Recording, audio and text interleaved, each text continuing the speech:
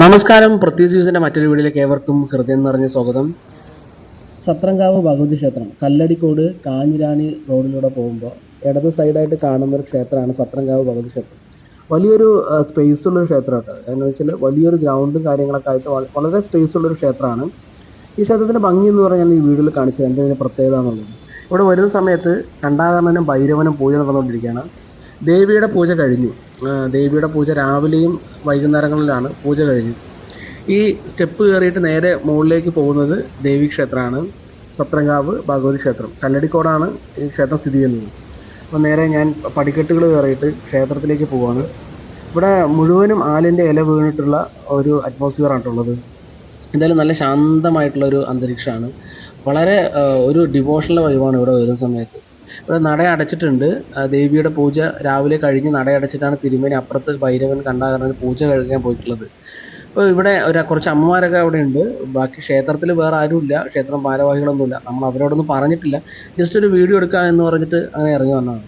ഇവിടെ അറ്റ്മോസ്ഫിയർ എനിക്ക് എന്തായാലും ഇഷ്ടപ്പെട്ടു. നേരിയ ചാറ്റൽ മഴയുണ്ട്. മഴ സമയത്താണ് നമുക്കിവിടെ വരാൻ ഏറ്റവും അനുയോജ്യമായിട്ടുള്ളൊരു സമയം. അതായത് പ്രകൃതി ഭംഗി ആസ്വദിക്കാൻ ഏറ്റവും അനുയോജ്യമായിട്ടുള്ള സമയം എന്ന് പറയും. ക്ഷേത്രത്തിൽ എപ്പോഴും വരാം, പക്ഷേ മഴ ആസ്വദിച്ച് ആ ഒരു ഭംഗിയൊക്കെ ആസ്വദിക്കാൻ അടിപൊളിയാണ്.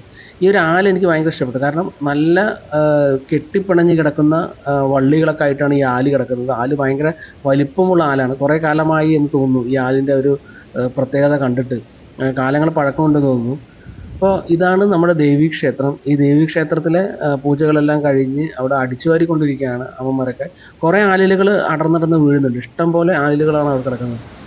ഈ ഒരു വൈബുണ്ടല്ലോ, ഇതൊരു രക്ഷയില്ലാത്ത വൈബാണ്. ഇവിടെ നിന്ന് നോക്കുമ്പോൾ കാണുന്ന ഈ ഒരു അറ്റ്മോസ്ഫിയർ, ഇതാണ് ഈ ഒരു ക്ഷേത്രത്തിന് ഏറ്റവും മനോഹരമായിട്ട് തോന്നിപ്പിക്കുന്ന ഒരു കാര്യം എന്ന് പറയുന്നത് ഈ ഒരു പുഴയാണ്. ഇത് വേനൽക്കാലത്ത് നമുക്ക് ഈ ഒരു ഫീൽ ഇവിടെ കിട്ടില്ല. മഴക്കാലത്ത് ഒരു രക്ഷയില്ലാത്ത ഫീലാണ്. അപ്പോൾ പടിക്കെട്ടുകൾ ഇറങ്ങിയിട്ട് ഞാൻ ഈ ഒരു പാലത്തിൻ്റെ മുകളിലൂടെ നടക്കാൻ പോവാണ്. ഈ ചെറിയൊരു ബണ്ട് പോലെയാണ് ഇവിടെ കെട്ടിയിട്ടുള്ളത്. ഇടത് സൈഡ് ശാന്തമായി ഒഴുകുന്ന പുഴയും വലത് സൈഡ് കുത്തി ഒലിച്ചു വരുന്ന വെള്ളമാണ്. അതായത് ഈ ഒരു പാറക്കെട്ടിൻ്റെയൊക്കെ ഒരു പ്രത്യേകത എന്ന് വെച്ചാൽ വ്യത്യസ്തമായ ആകൃതിയാണ് ഇവിടെ ഉള്ളത്. അതുകൊണ്ട് തന്നെ ഈ ബണ്ടിലൂടെ വരുന്ന വെള്ളവും പാലത്തിന് അപ്പുറത്തൂടെ വരുന്ന വെള്ളവും വ്യത്യസ്തമായിട്ടാണ് വരുന്നത്. അപ്പോൾ നിങ്ങൾക്ക് ഞാൻ ഈ വീഡിയോയിൽ കാണിച്ചു തരാം.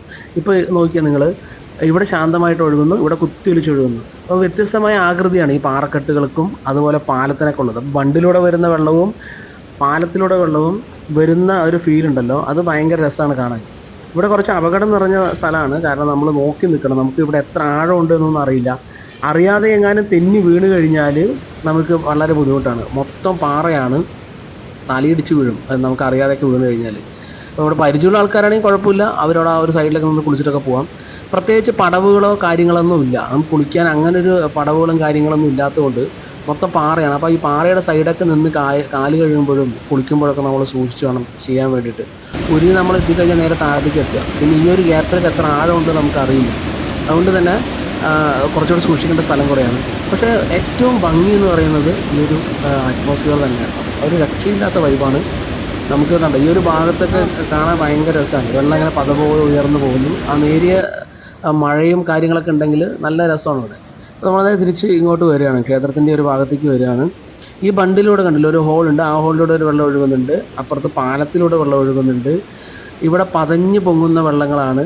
ഇവിടെ നമ്മൾ നിൽക്കുന്ന സമയത്ത് കുറച്ച് സൂക്ഷിക്കണം, ചിലപ്പോൾ തട്ടിയടിച്ച് പോകും. കാരണം നല്ല രീതിയിൽ ഫോഴ്സ് വരുന്നുണ്ട്. ഇവിടെ പൂജ നടന്നുകൊണ്ടിരിക്കുകയാണ്. ഏകദേശം ഒരു 11:30 ആയിട്ടുള്ള സമയം.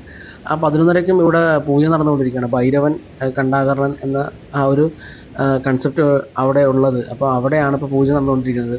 ദേവീക്ഷേത്രത്തിൽ നിന്നും കുറച്ച് വിട്ടിട്ടാണ് ഇവിടെ ഭൈരവൻ്റെയും കണ്ടാകർണൻ്റെയും പ്രതിഷ്ഠയുള്ളത്. ആ പ്രതിഷ്ഠയിലാണ് ഇപ്പോൾ തിരുമേനി പൂജ കഴിച്ചുകൊണ്ടിരിക്കുന്നത്. അപ്പോൾ നമ്മൾ ആ പൂജയിൽ കുറച്ച് നേരം പങ്കെടുക്കാമെന്ന് പറഞ്ഞ് അവിടെ എത്തിയിട്ടുണ്ട്. അപ്പോൾ ഞങ്ങൾ കുറച്ച് നേരം അവിടെ വീഡിയോ ഒക്കെ എടുത്ത്, തിരുമേനി ചോദിച്ചു വീഡിയോ എടുക്കുന്നുണ്ട് കുഴപ്പമുണ്ടോ ചോദിച്ചപ്പോൾ ഇല്ല, വീഡിയോ ഒക്കെ എടുക്കാം കുഴപ്പമൊന്നുമില്ല എന്ന് പറഞ്ഞു. അപ്പോൾ എന്തായാലും പൂജ ഏകദേശം കഴിഞ്ഞു. അപ്പോൾ ഞാനും കുറച്ച് നേരം നിന്ന് അവിടെ തൊഴുതി മനസ്സിൻ്റെ ഭാരങ്ങളൊക്കെ നമ്മളും ഭഗവാനോട് പറഞ്ഞിരിക്കുകയാണ്. അപ്പോൾ ഇതുപോലത്തെ ഒരു അറ്റ്മോസ്ഫിയർ ഉണ്ട്. ഈ ഒരു അറ്റത്ത് നിന്ന് കാണുന്ന ഒരു ഫീൽ ഒരു പൊളി ഫീലാണ്. നല്ല രസമാണ്. ഇവിടെയൊക്കെ യാത്ര ചെയ്യുന്ന സമയത്ത് നമ്മൾ ഒരു കുറച്ച് നേരം വണ്ടിയൊക്കെ നിർത്തിയിട്ട് ഈ ഒരു പീസ്ഫുൾ മൊമെൻറ്റ് കുറച്ച് നേരം കണ്ടിട്ട് പോകാമെന്ന് പറഞ്ഞാൽ മനസ്സിന് വളരെ കുളിരായിരുന്നു. അത്രയും നല്ലൊരു അറ്റ്മോസ്ഫിയർ, വെള്ളച്ചാട്ടവും ആ ഒരു പ്രകൃതിയും ക്ഷേത്രമൊക്കെ ആയിട്ട്. ഇതാണ് കല്ലടിക്കോട് കാഞ്ഞിരാണി റോഡാണ് ഇത് കേട്ടോ. ഇതിനപ്പുറത്തേക്ക് ഒരു പാലമാണ്. ഇവിടെയും നദി അവിടെ നിന്ന് വരുന്ന പുഴ അങ്ങനെ ഒഴുകിയിട്ട് അപ്പുറത്തേക്ക് പോവാണ്. അപ്പോൾ ഞങ്ങളെന്തായാലും ഇവിടെ നിന്ന് ഇറങ്ങുകയാണ്. അപ്പോൾ ഈ വീഡിയോ നിങ്ങൾക്ക് ഇഷ്ടമായെങ്കിൽ ലൈക്ക് ചെയ്യുക, ഷെയർ ചെയ്യുക, നമ്മുടെ ചാനൽ സബ്സ്ക്രൈബ് ചെയ്യുക. Okay, bye.